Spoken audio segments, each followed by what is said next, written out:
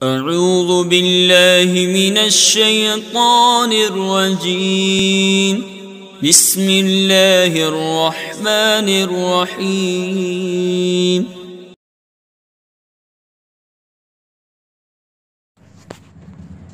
بسم اللہ الرحمن الرحیم۔ میں محمد خوشنود عالم دارالعلوم غریب نواز پریاگراج جماعت رابعہ کے بچوں سے مخاطب ہوں اور نور الانوار کا درس چل رہا ہے۔ مصنف فرماتے ہیں قیاس و حرمت تفاضل الجنس والنورہ بعلت القدر والجنس علی حرمت الاشیاء ستۃ المستفادۃ من قولہ علیہ السلام الحنطۃ بالحنطۃ والشعیر بالشعیر والتمر بالتمر والملح بالملح والذهب بالذهب والفضة بالفضة مثلا بمثل يدا بيد والفضل ربا۔ ونظیر القیاس المستنبط من الاجماع قیاس و حرمت ام المزنیۃ علی حرمت ام امتہ التی وطیہا المستفادۃ من الاجماع بعلت الجزیۃ والبعضیہ۔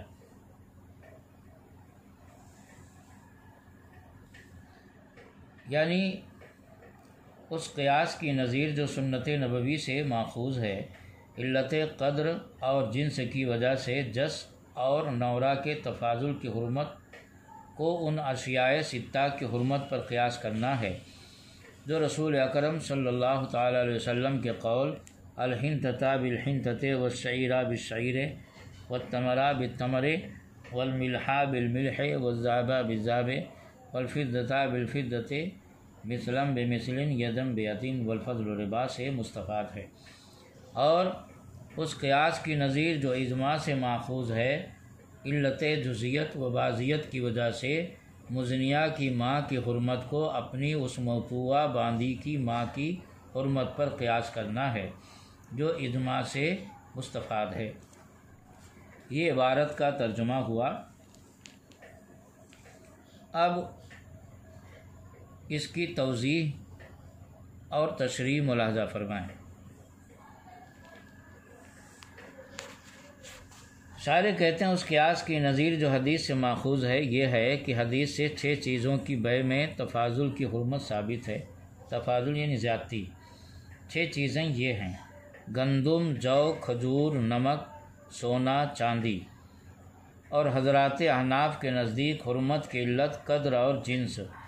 ہے۔ رسول اکرم صلی اللہ علیہ وسلم کے قول الحنطۃ بالحنطۃ سے مستفاد ہے، اور یہ علت چونا میں بھی موجود ہے،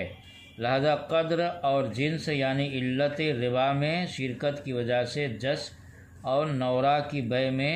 زیادتی کی حرمت کو مذکورہ 6 چیزوں کی حرمت پر قیاس کیا گیا ہے۔ نورہ اس چونا سے کو کہتے ہیں جس سے پتائی وغیرہ ہوتی ہے، اور بال صاف کرنے کا پاؤڈر بھی اسی سے بنایا جاتا ہے ہڑتال وغیرہ ڈال کر۔ اور جس عربی زبان کا لفظ ہے جس کے معنی ہیں وہ چونا جو عمارت کے بنانے میں کام آئے، یعنی جیسے اس دور میں یہ سیمنٹ اور بالو سے مسالہ بناتے ہیں جوڑائی کا، تو پہلے زمانے میں چونا سے مسالہ بنایا جاتا تھا، اور چونا سے جو جوڑائی کا مسالہ بنایا جاتا تھا اس مسالہ کو جس بولتے تھے، اور اسی کو گچ بھی بولتے ہیں اردو زبان میں۔ تو یہ نورہ اور جس یعنی یہ 2 چونا کی قسمیں ہیں، ان دونوں میں کمی بیشی ناجائز ہے، کیونکہ قدر اور جنس دونوں کی ایک ہے، اور حدیث میں چونکہ قدر اور جنس ہی کی وجہ سے گندم، جو، کھجور، نمک، سونا، چاندی کو کمی بیشی کے ساتھ ناجائز قرار دیا گیا ہے، لہذا اسی پر قیاس کرتے ہوئے نورہ اور جس کو بھی کمی بیشی کے ساتھ بیچنا خریدنا ناجائز قرار پایا۔ حاصل یہ کہ مذکورہ 6 چیزوں میں زیادتی کی حرمت تو حدیث سے ثابت ہے، اور جس اور نورہ میں ذاتی کی حرمت قیاس سے ثابت ہے، اور اس قیاس کی نظیر جو اجماع سے ماخوذ ہے یہ ہے